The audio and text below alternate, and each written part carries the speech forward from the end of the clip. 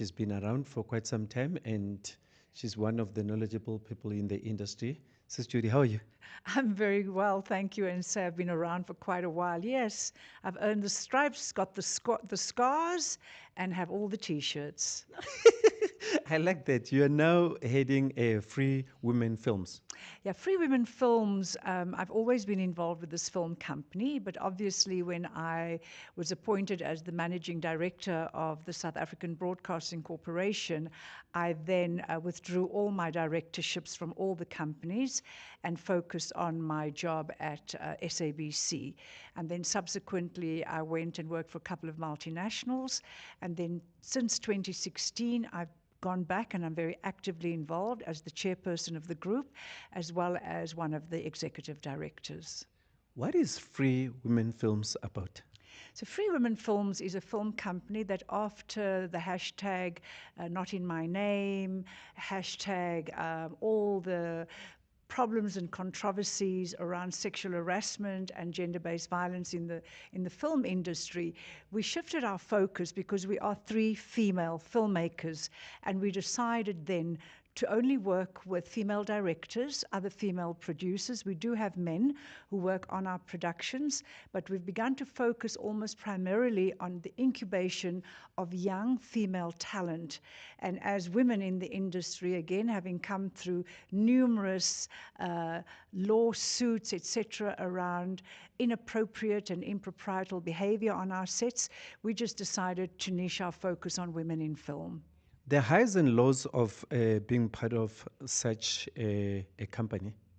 So firstly, our company was the 2024 contender into the Oscars. We were nominated as the South African, our film, which was Music is My Life, which is not about Ladysmith Black Mambazo, but was around the musical genius of Ubaba Shabalala. And that was the film that was nominated both in the documentary and in the feature film category, the first time in the history of the Oscars. And that was probably one of our greatest accomplishments to date. We have worked on two other South African entrants. So The Winter to My Skin, we were consulting producers.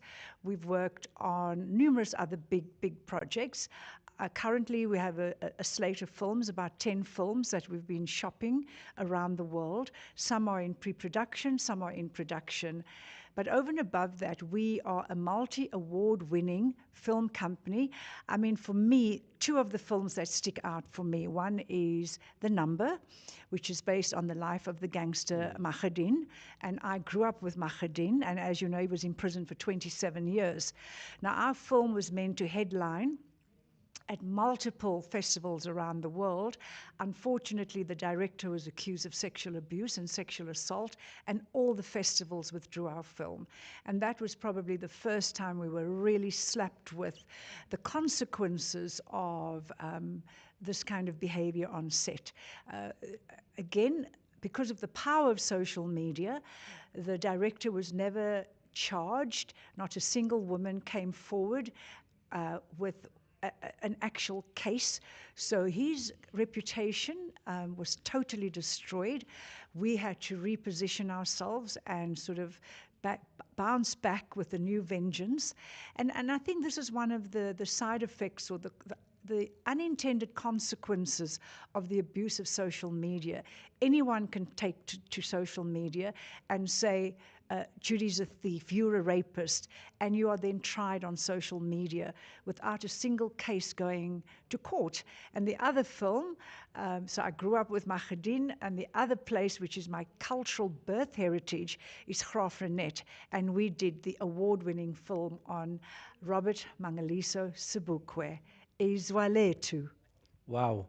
You know, you spoke about The Number. It was one of those movies that I thought were going to take over, you know, when it came out, and there was big noise around it, and it's a great movie. And like you just mentioned, I kept on asking myself, what happened? Because the noise was like, and then suddenly it disappeared, sadly so, but it's still a great movie. And the challenge around the film is that we had designed an integrated social impact study because of the issues that the film deals with. You know, you can be picked up on the street by a cop, you can be innocent, you're thrown into a cell, and your life changes. if you don't have money for bail, if the cops don't like you, they can beat you up. So the messages in the film remain as powerful as when we made the film. The messages remain as powerful when I was a 16-year-old 50 years ago on the Cape Flats when gangs controlled everything. And the film, we push all the time to see if we can use the film to promote a safer culture in the definition of what is masculinity. What defines a man? What makes a South African man a man today, outside of drugs and violence? I'm glad that you mentioned the brutality of social media, and I would also challenge you one day to have a movie that also talks about the brutality of social media, how it can build and destroy. Well, I'm just reminded about a film that is riveting that's on circuit at the moment. It's called Adolescence, where the 13-year-old is accused of murder.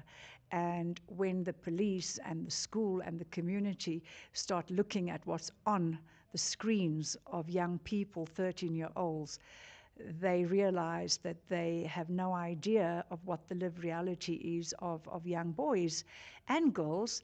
And I was talking to some British colleagues of mine and saying, you know, here is a film that's the talk of adolescence today. And yet in our schools in South Africa, there is a stabbing, there is a shooting, the most recent case of the rape of the 7-year-old girl. And that's our lived reality in South Africa.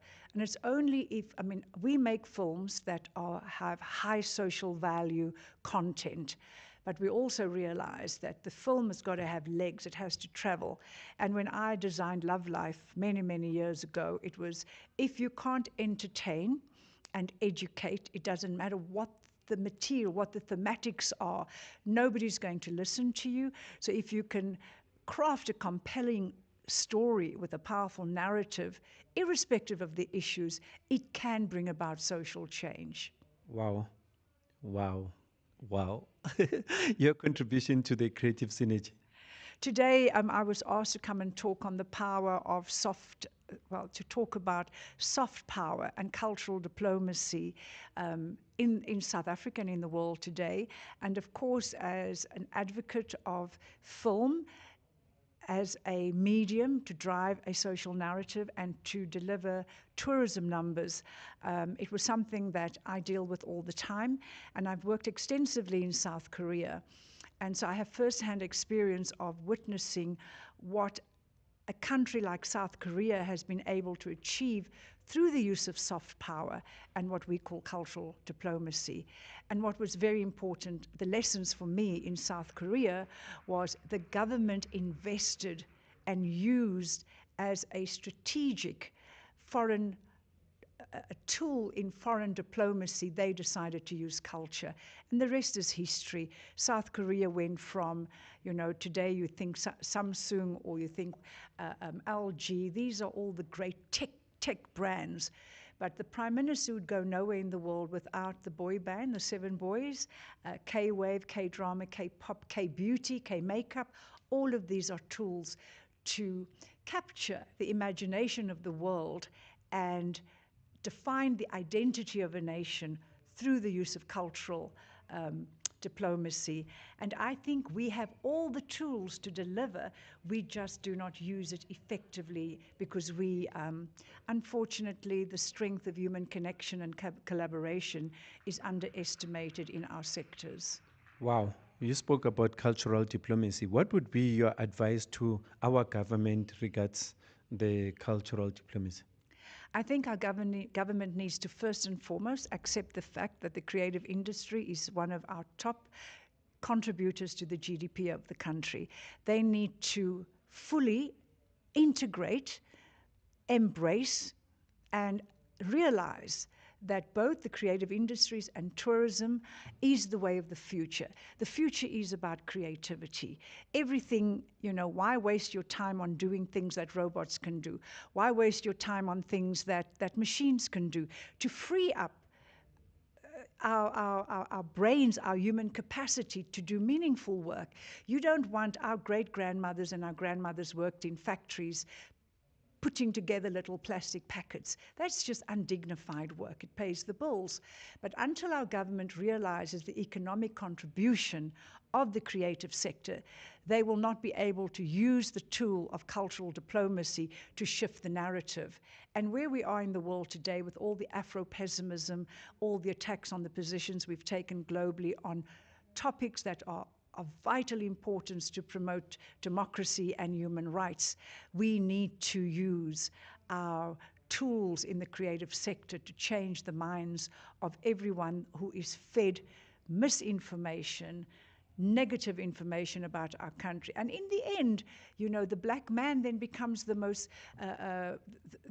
most feared person on the planet because of how the world narrates the identity of the black man. And you know, all the murders around young black men all over the world, not just in America, is a testament to the fact that when you see black people on the screen, they're rapists, they're murderers, they're child abusers, they're unemployed. And so we have to shift the narrative so then when my son walks in the streets of Germany, people don't cross the road because they think here's another black kid about to attack us. Wow. Yo, Sis Judi, Nwokedi, yo, free films, Free women free films. women. Yeah, I'm stunned.